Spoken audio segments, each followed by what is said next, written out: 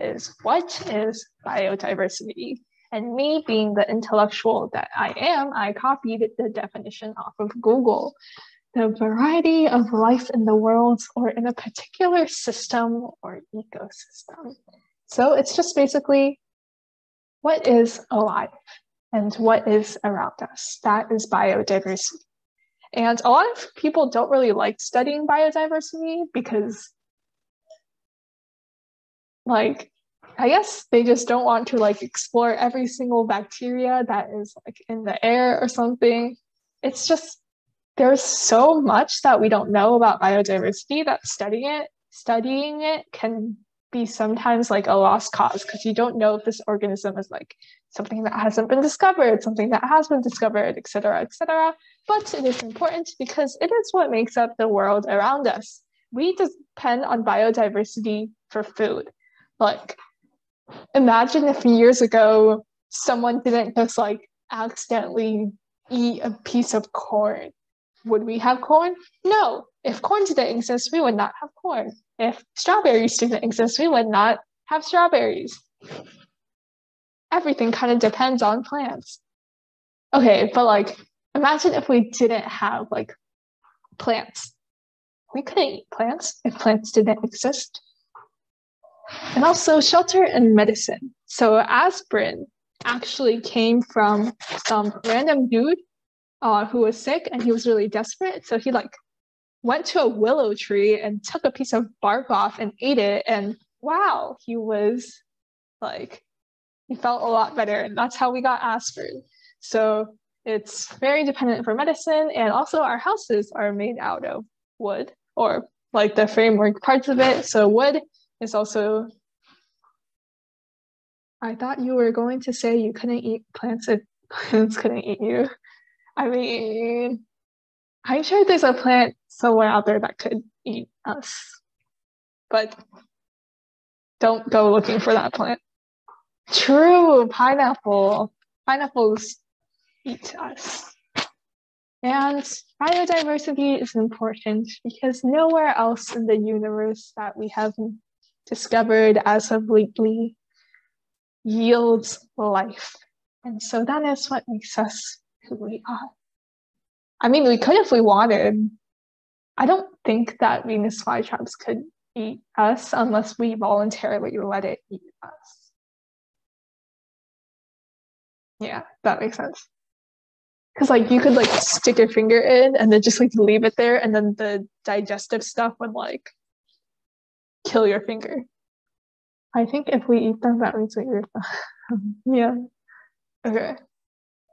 So meet the instructor, which is me. No idea what's happening in the chat right now, but you do you. All right, so hello everyone. My name is Emily. I am a high school junior from Maryland, and I have taught fossils, genetics, non-animal anatomy, and cell bio with Sage. And this is my first time directing a session, so yeah. I really like biology, as you hopefully I can tell. I also like art, cartoons, and K-pop. Yeah, let's go. Yes, I did draw that. So I had it like in my files somewhere. And then I was like, oh, biodiversity. Wow, evolution. Oh, shoot, sorry. Okay, anyway. I am a technology grandma. I can never figure out how to share my screen.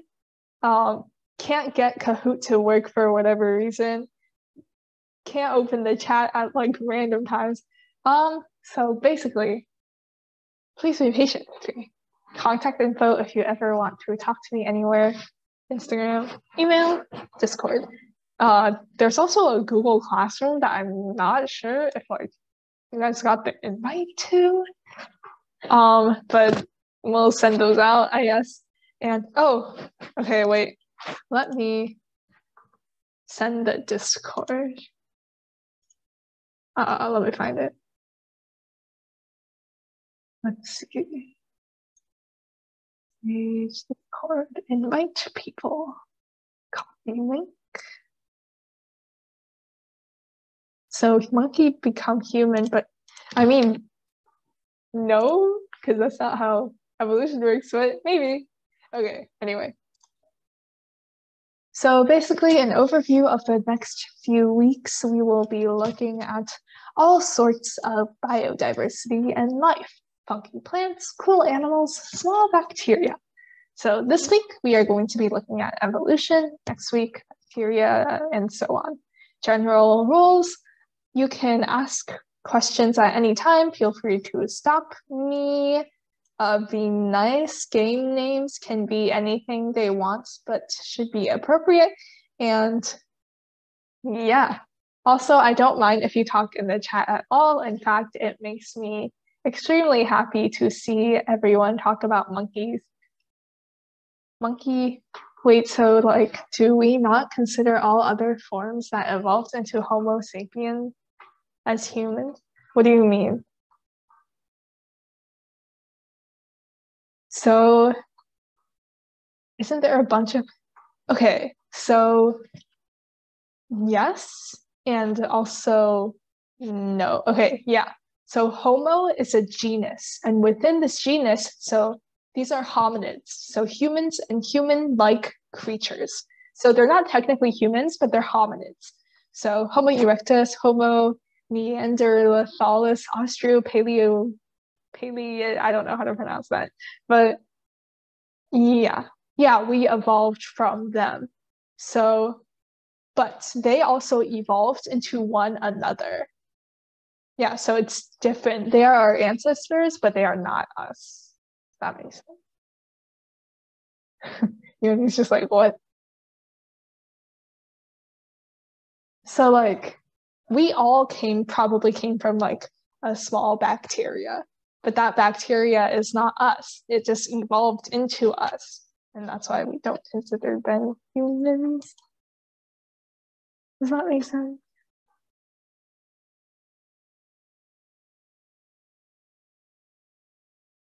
I think the chimpanzee is...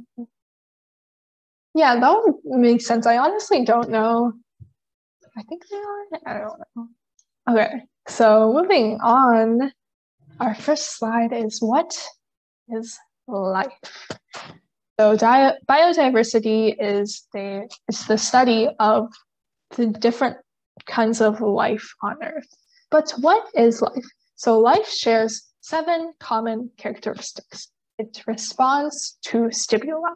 So if someone was charging at you with like a lightsaber, you wouldn't just like let it stab you, you would run away. That's response to environmental stimuli. Similarly, like if a plant, like bananas, the way they curve up, why they curve up is because they're growing towards the sun. That's environmental stimuli. Okay, well, our natural tendencies would drive us. Yeah. Okay, metabolism. So that means that like we eat food, process food, poop out food. We obtain nutrients somehow and process them to create other things. Homeostasis means that we like to regulate ourselves. For example, blood pressure. We don't want our blood pressure to be too high or too low. We want to keep it in homeostasis or like the same throughout. Cellular organization. Sorry, I'm like jumping around. Cellular organization means that we are made out of different types of different types of cells. There we go. And then heredity means that we can, actually I'm going to go to that last. Heredity means that we can pass down traits from one generation to another, hence why you look like your parents. Growth means that we like grow bigger. I think that's pretty self-explanatory. And then reproduction means that they have the ability to reproduce and pass down their genes by themselves. So I would consider viruses. Yeah, okay. So little tangent here. Are viruses alive? So people don't consider viruses to be living because they can't reproduce on their own, even though they fit all of the different criteria. So do you guys think that viruses are alive? Because they need a host to survive, but they can do everything as long as they have a host. After hearing your arguments, I'll explain mine. I think they're not alive. Yeah, okay. Oh, big word. What does that mean? They are both alive and non-alive.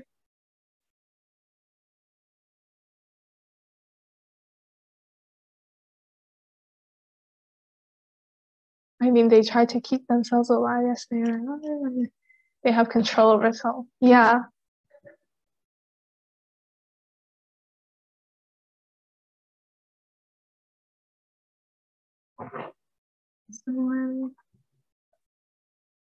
Yeah, okay. Okay, so my personal take is that I think viruses are alive because there is a group of fungi called incomplete fungi.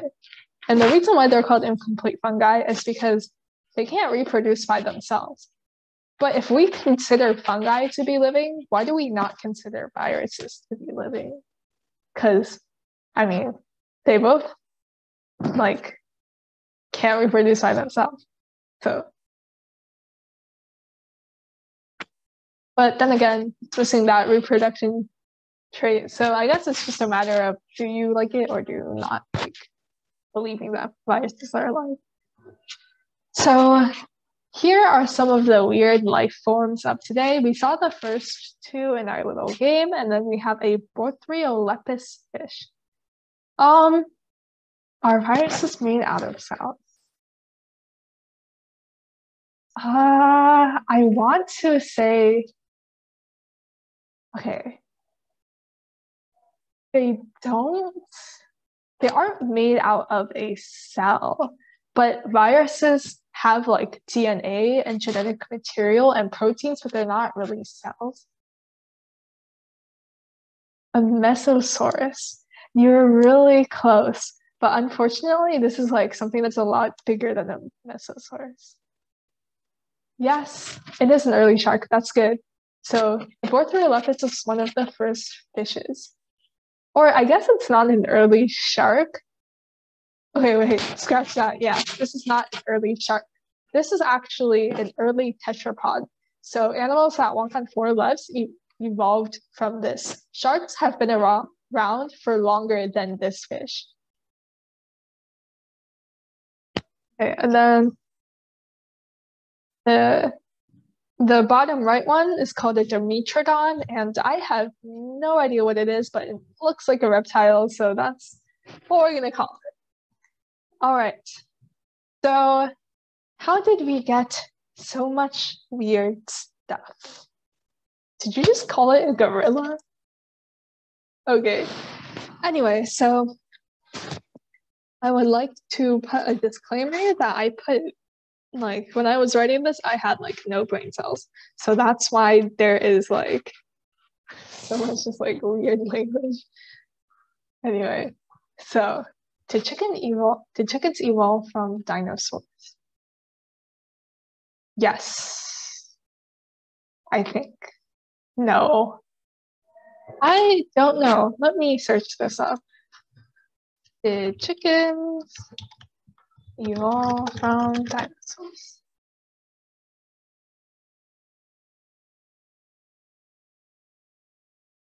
No, because apparently birds are considered dinosaurs. So I feel like I should know this. Anyway, so we got so much weird biodiversity stuff because of this thing called evolution. Evolution is the change in the traits or characteristics of a population over time. So it gives organisms new traits to help it survive better, which is natural selection or survival of the fittest. So the term populations. So much like phylums, we also classify different levels of ecosystems. So first you have an individual organism. The abundance of faces in this presentation is amazing. Yeah, I don't have brain cells when I write these. So first we have individual organisms. Then we have all of the organisms of the same type in an area. Then we have all organisms, period, in the same area. That's a community. Then we have an ecosystem, which is a community plus stuff like rocks and abiotic factors that are not living. And then we have the whole world. So evolution is based off of 3 facts. First, traits between different individuals vary. For example, I might not be able to have more than 2 fishes at the same time without neglecting them all and having them die off, but Isabella can raise 50. Okay. Second, different traits result in different survival and reproduction rates. If Alan and I are both like, say we're in like a death chess game, and I'm really bad at chess, but Alan is really good at chess. So if Alan wins, he survives. But since I'm bad at chess, I die. And that's why different traits result in different survival and reproduction rates. 3, traits can be passed down. Let's see. Let's say Renee is really good at baking and starts a restaurant. And she adopts, okay, well, no, that's a bad example. She has a child, and that child is also good at baking. That's because something got passed down, even though that's probably not how it works. But anyway, so that's like the basis of evolution. And an example is Darwin and his theory of finches. So basically, he was studying these finches, and all of them had like the same, or all of them were like a part of the same group, but they had different shapes for their beaks. And he found that these beaks were different shapes because they were used to eat different things. So as you can see, the variety here is a result from evolution and getting different traits.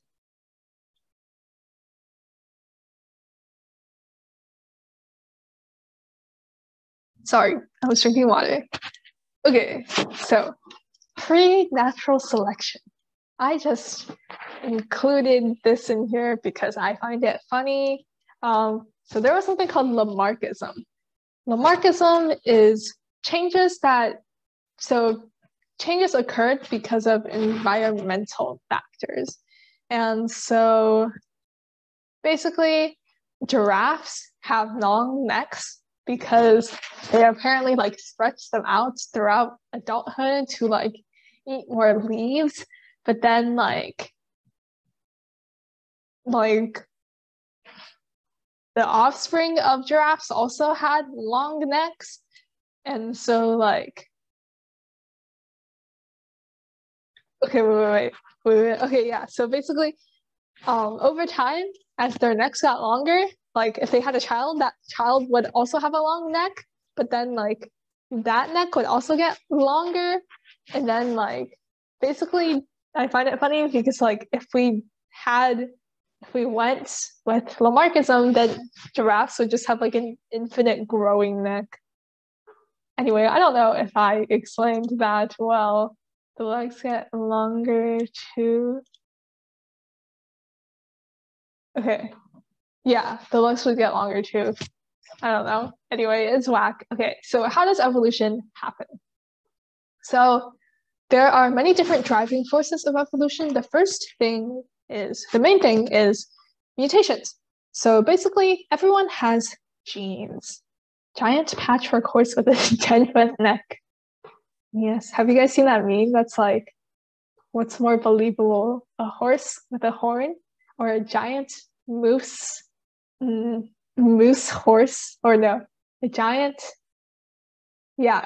moose horse with a 10-foot neck. Anyway, so basically everyone has genes, and these genes determine your traits, but sometimes your genes don't work like they're supposed to, and everything goes wrong. And so when they don't work like they're supposed to, you get new traits, and these traits may be good for survival, and so they may be passed down. For example, if I got a gene, or okay, let's use someone else. Okay, if Helen got a gene that was like you got wings for some reason, and like flying let her go to the fridge faster without like having to use more energy, then flying or wings may be a favored trait. Anyway, okay, another driving force of evolution is gene flow. It wouldn't get a short. Yeah, that's exactly why it failed, Caleb. So gene flow is basically when one population, like organisms, immigrates and emigrates. So for example, you can just read the example there. Genetic drift is the frequency a trait appears in a population. It just suddenly changes, and there are two main effects associated with genetic drift. First, the bottleneck is when, let's say, like a forest fire wipes out a lot of the organisms of a population, and then the new population doesn't have traits similar to the original. So as you can see in the diagram, there are a lot more yellow and green than pink. But then in the surviving population, there's a lot more pink. Founder effect is when a few individuals basically leave a population and start a new population, kind of similar to the bottleneck effect. Okay, I realized that like we do not have time for a lot of the things that I wanted to go over, so I'm just gonna see what we have. Oh, actually, okay, I'll speed through this. What are the different kinds of evolution? So there are three main types of. I keep saying type or type, like a mix between kind and type. Okay, anyway, so divergent evolution is responsible for all of the diversity on Earth. And it's when one organism evolves into two new organisms, and then that pattern continues, and eventually you get this whole multitude of organisms. Convergent evolution is when two organisms evolve similar traits because they have similar environmental pressures. So if I were constantly living underwater and this other fish were constantly living underwater, we would both evolve gills to address that. Of course, that is just hypothetical. Is it like the wolf evolved to the dog? Yes, exactly. So co-evolution is when organisms evolve based on each other, and you can read the example there. Luca, yeah, okay, so the last universal common ancestor is like hypothetical, and we don't really know like if it actually exists, but evolution says that it does. But there are a lot of flaws with evolution, so I'll explain that all later. All right, what are the different outcomes of evolution? You have stabilizing selection, directional selection, and disruptive selection within a trait. And the trait evolves according to one of these three models, and divergent evolution is what causes new species to form. So our definition of a species today is related organisms that can produce maybe I should explain this. So Redon just asked, what are analogous traits? So first, homologous traits are like evidence that we evolved from the same ancestor as someone else.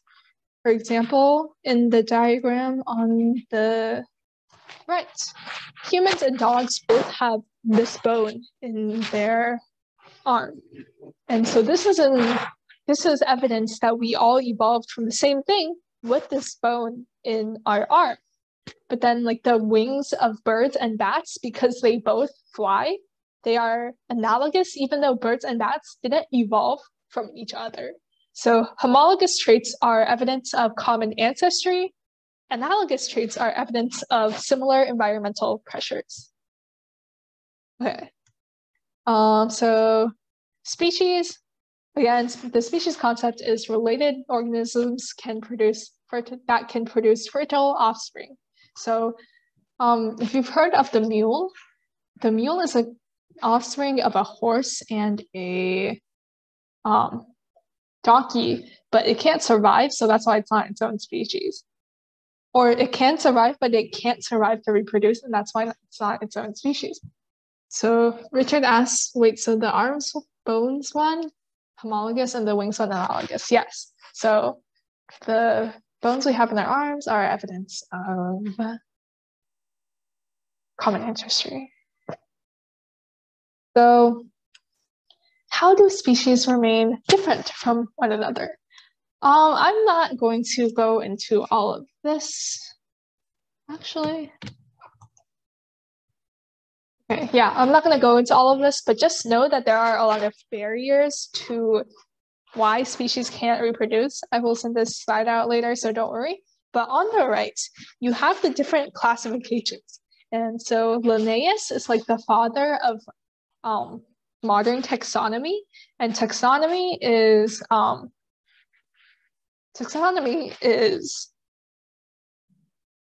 the classification of organisms. Did Homo sapiens start all in Africa? So we are believed to be originated from Africa, but I honestly cannot answer your question 100% surely. But yeah, for now. Yes, so a good way to remember this is King Philip came over for good spaghetti. Going from the bottom, so as you can see at the bottom, it's the widest classification. We are animals, kingdom Animalia. And so, but at the most specific, we are species, Homo sapiens. So someone asked about Homo erectus, and it's like all of the hominids, that's genus. Genus Homo, hominids with upright posture and large brains. Yeah, okay, so this chart ignores domain, which is like even bigger than kingdom, and there are 3 domains. There's eukarya, archaea, and bacteria, and we're going to be looking at archaea and bacteria next week, but just like don't worry about domains for now. I thought it was still being used. Okay. Anyway, so I have a lot of problems with evolutionary biology. So remember when we said that species are organisms that can produce fertile offspring? Well, this is most widely accepted because it makes sense in the context of evolution.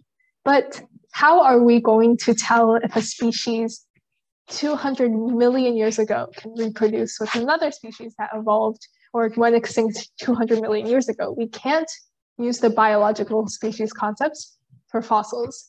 And so and we also can't use it for organisms that reproduce with themselves because you can't determine if they can reproduce with one another if that's not how they reproduce. And some organisms just produce hybrids a lot, like donkeys and mules. It's just really scuffed. So a species is like a social construct. Okay, yeah. And then so originally I was stopping it at the biological species concept, but then I was researching evolution, and I realized that there are so many gaps in evolution. So everything that I said in the past 30 minutes, just take it with a grain of salt, because everything is just there are so many things that are unexplained. And basically, I guess what I'm trying to say here is that science is incomplete.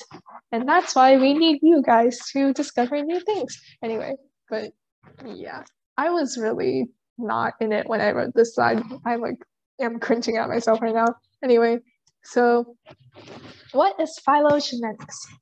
Phylogenetics is the study of evolutionary history.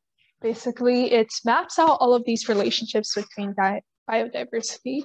And so it's like a family tree, but for species or organisms. And it's not definitive. Again, it's based on DNA protein sequence, anatomy, and morphology, which is our structure, behaviors, biochemical pathways, fossil evidence, and it helps us classify animals and provide insight on different lines of evolution. Are you guys just memorizing the different levels of taxonomy? And so it's pretty self-explanatory. It's just like a classic family tree, yeah. And so this is the beautiful tree of life. So where's the draw tool? There we go. If you see here, this is the sea scorpion that we looked at earlier.